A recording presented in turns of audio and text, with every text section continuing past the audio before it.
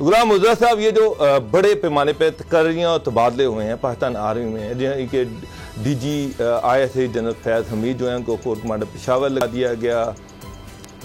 उसके साथ जो कोर कमांडर कराची थे लेफ्टिनेंट जनरल नदीम अंजुम, उनको DGISI लगा दिया गया। तो आप इनको किस तरह से देख रहे हैं? देखिए, एक प्रोफेशनल फोर्स है और प्रोफेशनल फोर्स में आप जानते हैं कि इस तरह की मामूल की तकर्रियाँ और तबादले ये हिस्सा हैं, मामूल का हिस्सा हैं और होते रहते हैं। इसमें कोई ऐसी नई बात नहीं है। और प्रोफेशनली आप जानते हैं कि पेशा वराना एतबार से पाकिस्तान की जो फोर्स है, पाकिस्तान की जो आर्मी है, वो दुनिया की बेहतरीन आर्मी के रैंकिंग में आती है। और जो इस वक्त कर्र तब्दीलियाँ की गई हैं, गुज़िश्ता दिनों से कुछ मुख्तलफ पॉलिटिकल और दीगर हलकों में इस तरह की बातचीत की जा रही थी।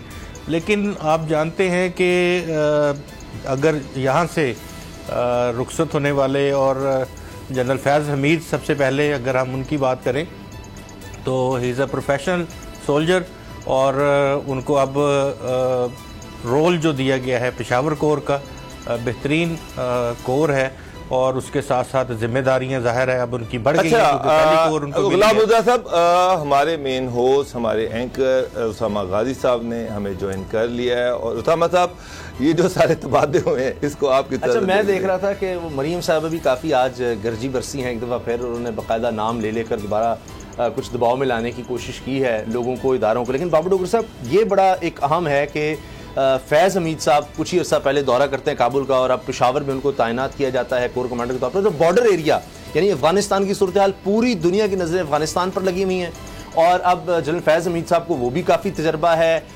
उस लिहाज से उस जगह को संभालना, लोगों का आना जाना बहुत आम है। और नदीम अंजुम साहब का इस लिहाज से कि अभी हमने हाल ही में देखा कि जो इलाके के जितनी भी ममालिक हैं उनके सरबरा, उनकी एजेंसीज के सरबरा पाकिस्तान आए थे।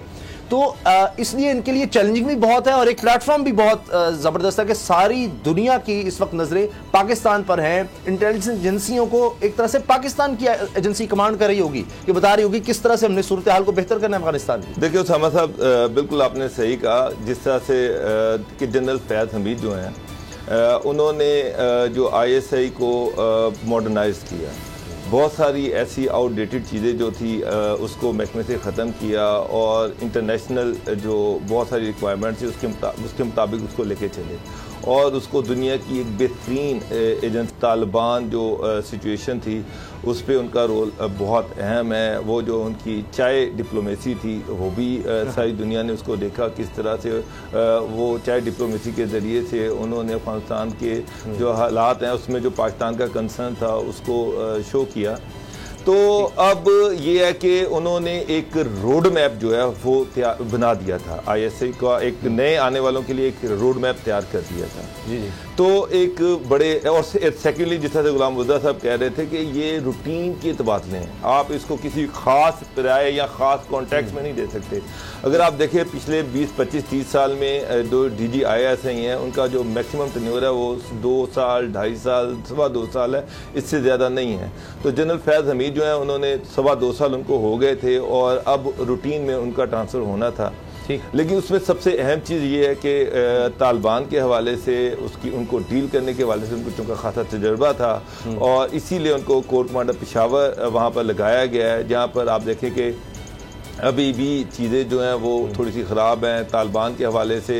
वहाँ तालिबान गवर्नमेंट है, उनके साथ जो डायलॉग चलते हैं उसमें जो कोर कमांडर पेशावर होता है उसका एक अहम रोल है। उसके साथ साथ जो अभी भी वहाँ पर हालात जिस तरह के हैं, अभी भी हमारे नौजवान जो हैं, जवान जो हैं, उनकी शहादतें हो रही हैं, तो इसमें बड़ा अहम रोल है।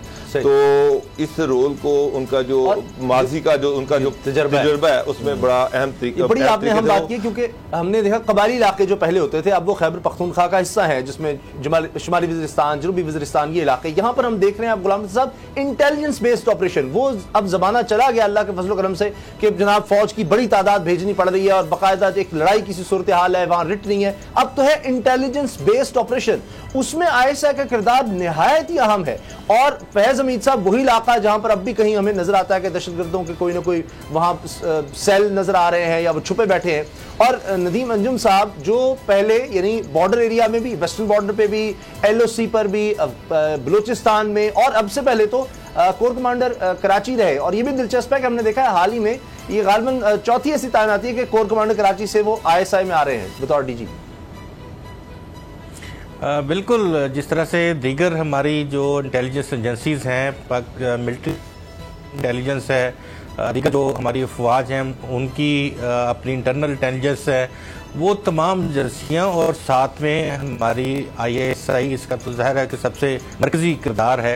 इंटेलिजेंस बेस्ड ऑपरेशंस इसीलिए किए गए हैं और इसीलिए इनको तरतीब दिया गया था ताकि जो कोलैटरल डैमेज है वो कम से कम हो और पिन पॉइंट करके टारगेट किया जाए। तो इस तरह से अल्हम्दुलिल्लाह हमारा नेटवर्क तमाम मुल्क के कोने कोने में मौजूद है और इस तरह से ही ये चीज़ें, ज़ाहिर है कि हमारी आँख, हमारे कान, ये अदारे हैं। बिल्कुल सही। और अगर हमारी आँख और हमारे कान जो हैं वो सही सलामत काम करते रहेंगे तो इंशाअल्लाह हमारी सलामती को कोई ख़तरा लाहक नहीं होगा।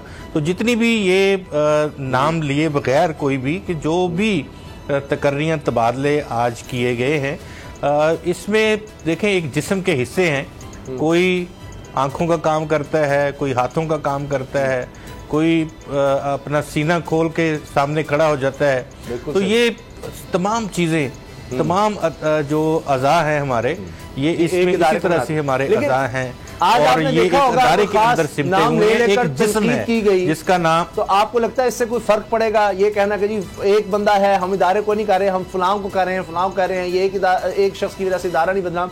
ये तो डिसिप्लिन होता है, यानी कोई सिपाही भी अपनी मर्जी से कुछ नहीं कर रहा होता, वो पूरी एक चेन ऑफ कमांड होती है। तो ऐसे ही नाम लेकर किसी के ऊपर करना, प्रेशर डालने की कोशिश, ये तो एक फ्रस्ट्रेशन लगता है कि पता नहीं अब क्या हो जाए। इसमें उसामा साहब, इसमें जो देखें जो असल बात इसमें है, अगर आप देखें ना तो पिटीशन दायर की गई है इस्लामाबाद हाई कोर्ट में और उसमें कोर्ट अन कोर्ट जो जस्टिस शौकत सदीकी साहब हैं उनकी जो हलफ है उनको शामिल किया गया है। तो वो उसकी बुनियाद बना के बातें की जा रही हैं और आप जानते हैं IGI बनी थी, उसके बाद भी बहुत सारी ऐसी चीज़ें चलती रही हैं। जनरल असद दुरानी साहब की किताब भी है, बाकी भी बहुत सारे इश्यूज हैं। तो पॉलिटिकल चीज़ें मनूवरिंग की वो उसके ऊपर सवालात उठते रहे हैं, अभी भी उठ रहे हैं। तो लेकिन इसको हम ये इस से तरतीब नहीं दे सकते, वो एक अलग बहस है, अलग बात है।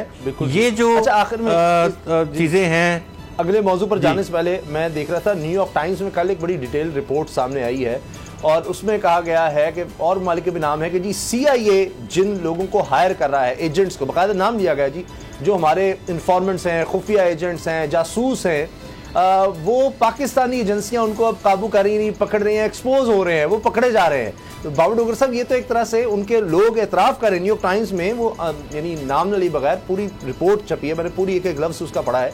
तो ये तो इतराफ़ है कि समझ रहे हैं कि CIA कह रही है जी ISI के आगे हमारा बस नहीं चल रहा, हम जिसको पकड़ते हैं कोई बंदा को इन्फॉर्मेशन के लिए या कोई भी जो अपना काम निकालने के लिए, ISI को पता लग जाता है। उसामा साहब, इसमें तो कोई शक ही नहीं है, कोई दूसरी राय नहीं है कि ISI दुनिया की बेहतरीन स्पाई एजेंसी है, दुनिया की बेहतरीन एजेंसी है और इसमें भी कोई शक नहीं है कि जनरल फैज़ हमीद जो हैं उन्होंने इसको बहुत आगे लेके गए, इसको बहुत बड़े अच्छे प्रोफेशनल तरीके से चलाया और इसका जो इंटेलिजेंस बेस्ड नेटवर्क है उसको उसमें बड़ी जिद्दत लेके आए, जो नई टेक्नोलॉजी है उससे उसको सिंक किया। तो ये तो बिल्कुल ठीक है कि हम इस रीजन में अमेरिका से बहुत आगे चल रहे हैं। हमारी इंफॉर्मेशन का जो नेटवर्क है वो अमेरिका से बहुत अच्छा है। अफगानिस्तान बहुत बड़ी मिसाल है, अफगानिस्तान उसकी बहुत सबसे बड़ी मिसाल है और इवन सारी दुनिया जो है नेटो मालिक बेहतरीन जो अपने आप को फौज कहते हैं और जिनके पास दुनिया की बेहतरीन टेक्नोलॉजी है, उनको जिस तरह से यहाँ पर शिकस्त हुई और वो शिकस्त का सारा मलबा जो है वो ISI और फ़ौज पाकिस्तान पे डाल रहे हैं जनाब, उनकी वजह से हमें शिकस्त हुई।